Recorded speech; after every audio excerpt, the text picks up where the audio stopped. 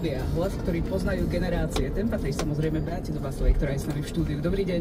Dobrý deň, zdravím všetkých poslucháčov. Keď som hovorila o tom, že vás poznajú a počúvajú celé generácie, tak som vychádzala trošku aj z vlastnej skúsenosti. Ja si dodnes pamätám náš obrovský strieborný magnetofón v kuchyni a v ňom zelenú kazetu, to už dnešné deti ani nevedia, že magnetofónová páska. Bola to úschovňa pohľadov. Áno, 1988, album, druhý môj album. Tak tá išla vo veľkom u nás. A vtedy som trošku aj snívala, že možno by som bola speváčkou.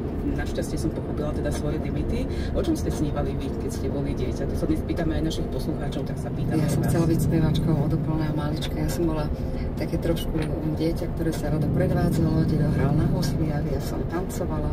Úplne od škôlky mám fotografie čierno-biele ešte z toho obdobia z tých 60. rokov. No.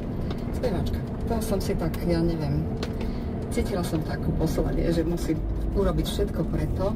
Je fajná trasa na motorek. Aj keď som išla vlastne na odenú priemyslovku, takým rozhodnutím mojej mamy, ale nebranila som sa